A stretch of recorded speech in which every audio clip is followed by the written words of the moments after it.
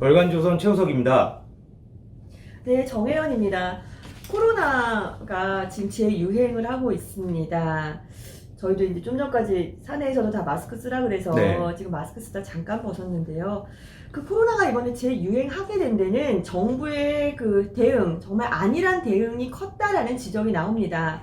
그 김우주 고려대 교수, 이제 대한감염학회 이사장을 지내셨죠. 이분이 얼마 전 조선일보와의 인터뷰에서 정부가 교회 소모임을 허용하고 외식 쿠폰을 뿌리겠다고 발표하면서 국민에게 방심해도 된다는 일종의 시그널을 줬다라고 했습니다. 그러니까 방심은 코로나가 감기와 같이 이제 대수롭지 않는 병이라는 인식으로 돌아왔습니다.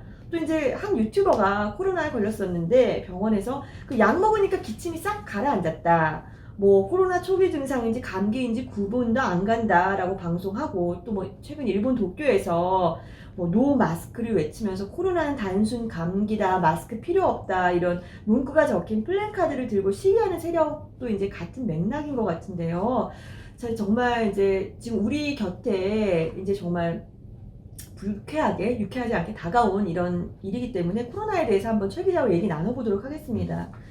뭐 정말 실제 감기 같은 그렇게 대수롭지 않은 병인가요? 네, 이게 좀 사소한 주제고 이제 많이 알 겁니다. 이 코로나의 무서움에 대해서 많은 분들이 알겠지만, 제가 이거를 이제 선배랑 같이 방송으로 하는 주제로 꼽은 이유는 제가 사실 이렇게 생각했기 때문입니다. 제가 이제 코로나는 이제 감기와 비슷해서 비슷하다. 좀 젊고 그러면 이제 뭐 굉장히 빨리 회복도 되고 네. 뭐 그렇게 크지 않다. 그리고 이제 사람들이 단편적으로 이렇게 생각을 하더라고요.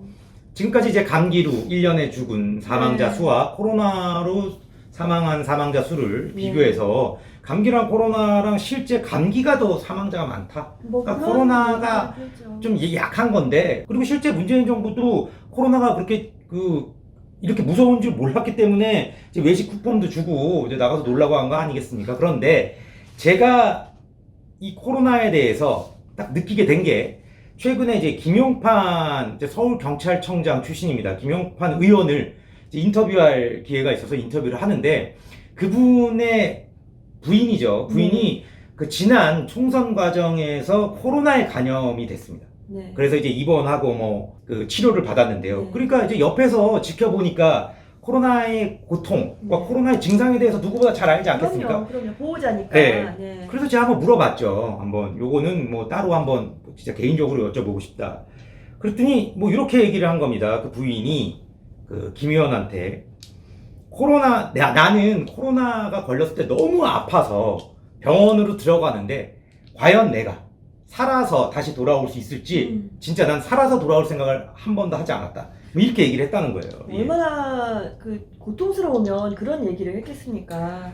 이게 또 논란이 될 수도 있습니다. 이낙연 의원처럼. 근데 뭐 이렇게 그분은 이렇게 예를 들었기 때문에 이렇게 예를 들겠습니다. 네. 그러니까 출산할 때보다 훨씬 더 극심한 고통이었다. 예. 그러니까 출산이라는 건 사실 이제 여성들만이 겪을 수 있는 고통인데 아주 뭐 고통스러운 걸로 잘 알고 있고요. 뭐 저도 제 와이프나 이제 주변 이제 분들을 통해서, 저희 어머님이나 이제 통해서 알게 된 거고, 그리고 이게 영원히 파괴되는 고통이라고 표현을 하더라고요. 그러니까 이런 거라고 합니다. 제가 의사는 아니기 때문에 자세하게 이제 설명을 드릴 수는 없습니다.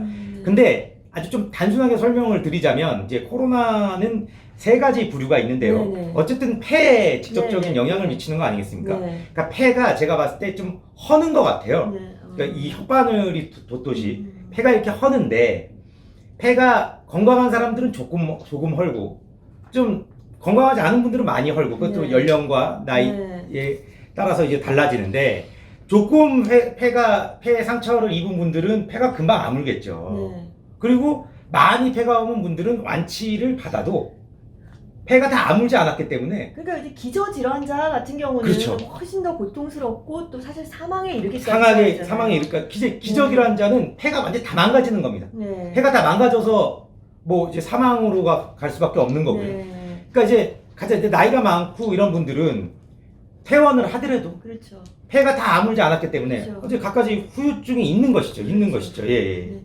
그 저희가 이렇게 방송을 또 좀 하고 있는데 그 네. 이유 중에 하나가 요즘 가짜 뉴스들이 너무 그렇죠. 많잖아요. 예, 특히 예. 코로나 관련해서 마스크 필요 없다, 네, 네. 뭐 단순 기침이다, 네. 감기다 그러는데 물론 저희도 지금 뭐 정말 이렇게 팩트만 전달한다고 저희가 뭐 의료진이 아니기 그렇죠. 때문에 할 수는 없지만 그래서 저희는 인터뷰를 했던 분의 얘기를 빌어서 네. 또 그분의 표현 그대로 지금 네. 저희가 방송을 하고 있는 겁니다. 네. 그런데 우리 지금 최 기자가 만난 김용판 의원의 부인께서 코로나에 걸렸는데 정말 출산할 때부터 아팠다. 네. 영혼이 파괴되는 고통이라고 표현을 했기 때문에 저희가 그 말을 빌려서 말씀을 드립니다. 네. 그 김 의원 부인은 이제 완치가 된 거죠? 그렇죠. 이제 완치가 네. 됐는데 아까 전에도 설명을 드렸듯이 네. 폐가 완전히 아문 게 아니기 때문에 중간중간에 이제 뭐 호흡이 가빠온다던가 네. 가슴에 통증을 느낀다던가 이런 소위 말하는 후유증이 있다고 합니다. 후유증이 있다고 하는데 지금 요거를 좀 주목해야 됩니다. 요거는 젊은 분들은 꼭 주목해야 돼요. 네. 젊은 분들은 금방 나을 수 있어요. 젊은 분들이 느끼기에 코로나19가 감기처럼 느껴질 수도 있습니다. 네. 왜 자기는 뭐 병원 뭐 며칠 다니면 금방 나을 수 있으니까요. 그렇죠. 한 일주일 있다가 또 나을 수 있고 나을 수 있는데 본인이 마스크를 착용 안 하던가 본인이 이 코로나를 우습게 생각해서 그 방역 그 기준 네. 방역을 지키지 않아서 소위 말해서 좀 약한 분들 기저질환이 있다거나 네. 나이가 있는 분들한테 노약자분들한테 네. 이걸 옮겼을 때 네. 이거는 살인행위나 다름없는 네, 겁니다. 네, 네, 예, 그렇죠. 이렇다는 겁니다. 그러니까 그 이분 말이 코로나의 원인을 현 정부가 진짜 특정 집회만 이제 몰고 있지 않습니까, 네, 사실. 네, 네. 그럴 게 아니라 코로나가 어떤 병이고 얼마나 무서운지 알리고 이걸 알렸으면 이런 집회를 했겠어요? 네.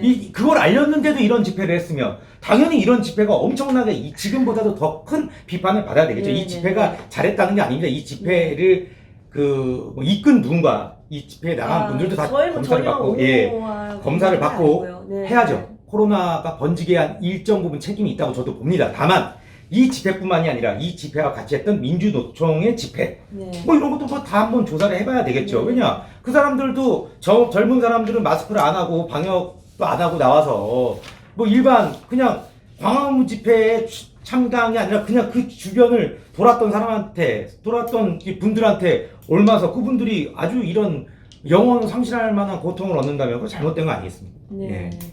그 또 이제 그 부산 47번 환자요. 네, 네. 이분 또 이제 어떻게 된 거죠? 그러니까 이 부산 47번 환자라고 47번으로 코로나에 걸린 환자분인데 네. 이분이 이제 부산대 기계공학과 견임 교수 네, 박현 네. 교수님인데 이분이 이제 코로나가 걸렸는데 네. 이제 코로나가 어떻게 걸리고 네. 어떻게 완치가 되고 그 이후에는 어떻는지 이제 네. 자기의 그 소셜 네트워크 서비스에 네. 아주 자세하게 올리더라고요. 네. 이제 이분의 글을 보면서 네. 이제 많은 사람들이 코로나의 무서움을 이제 알게 되는 것이죠. 하지만 이분의 글을 언론이 받아 쓴다고 해서 진짜 많은 분들이 막 이렇게 다 찾아가서 보거나 그렇지 않지 않습니까? 네. 근데 이분의 페이스북 글을 꼭 좀 읽어봤으면 좋겠습니다. 저는 예.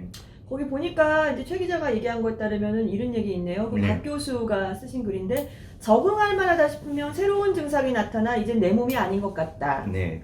집중도 안 돼 수업도 못 하겠다. 1년을 쉴 생각이다. 머리로 먹고 사는 게 끝이 났다는 생각도 했다라고 말했습니다. 네, 맞습니다. 그러니까 이분은 퇴원을 한 거예요. 완치가 돼서 퇴원을 했는데 이제 교수님이니까 아무래도 뭐 이제 기억력이나 이런 이제 학문을 그렇죠. 먹거리로 하는 네, 분이니까 네. 아무래도 이제 기억력이나 이런 게 뭐 저보다는 좋을 거라고 생각을 하는데 이런 분들이 바로 전에 뭘 했는지도 기억이 안 난다는 겁니다. 그거를 뭐 우리 또 영어를 잘 아시지만 뭐 브레인 포그인가 뭐 그렇게 표현을 하더라고요. 뭐 뇌에 안개가 꼈다 뭐 이런 얘기겠죠. 그 멍하다 머리가 뭐 이런 증상이 있다고 하더라고요. 본인이 아무리 열심히 그리고 운동을 열심히 하고 싶어도 지금 뭐 사회적 거리두기를 하는 상황이니까 밖에서 러닝을 할 수도 없는 거고 그렇죠.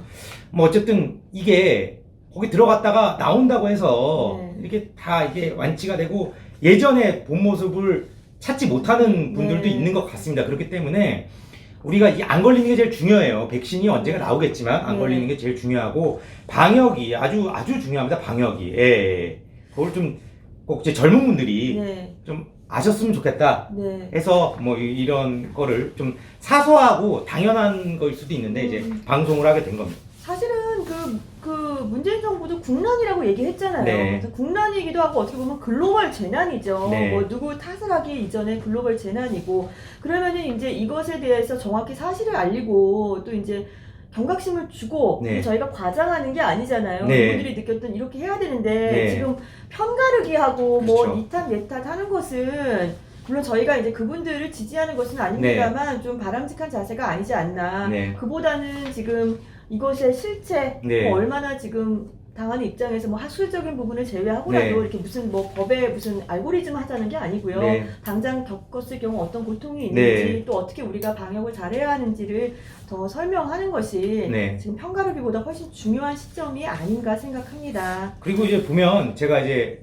마지막으로 한 말씀 좀 올리고 싶은 게 이제 보수나 진보나 모든 그러니까 그냥 그걸 진영을 떠나서 이제 네. 유튜버들 중에 이 걸린 분들이 있는데 네. 이 걸린 분들이 이제 방송을 틀어서 이 병이 아무것도 아니라는 듯이 본인은 그렇지 않을 수 있습니다. 사람마다 느끼는 게 예, 다를 수 사람마다 있으니까 느끼는 그거는 게- 그럴 수도 있거나 예. 아니면 거짓말을 하시거나. 예, 이제 그렇게 네. 좀 어느 정도 이제 사실을 좀 호도하면 네. 실제 그렇게 유명한 유튜버들 믿는 사람들이 많거든요. 그럼요. 예, 그런 분들 내가 정말 좋아하는 사람인데 예. 그렇죠. 그런 분들이 이제 방역을 좀 소홀히 할 수도 있다고요. 그러니까 그거는 우리 이제 거대 유튜버 분들이 좀 책임감을 갖고 잘 해주셨으면 좋겠습니다. 저희 이제 뭐 이제 막 시작하는 네, 유튜버로서 제가 뭐 말할 자격은 없지만 네, 그래도 네, 예, 네. 예. 안타까운 마음에 오늘 방송을 해봤습니다. 방역 지침 잘 따라야겠고요. 마스크 지금 꼭 써야 하고 지금 3단계 뭐 우리 논의까지 되고 네. 있는 시점에서 우리가 어쨌거나 슬기롭게 이 상황을 좀 극복할 수 있기를 바라겠습니다. 모든 국민이 경각심 가지고 저희도 지금 최선을 다해서 이 코로나 사태 극복할 수 있도록 노력하겠습니다. 감사합니다.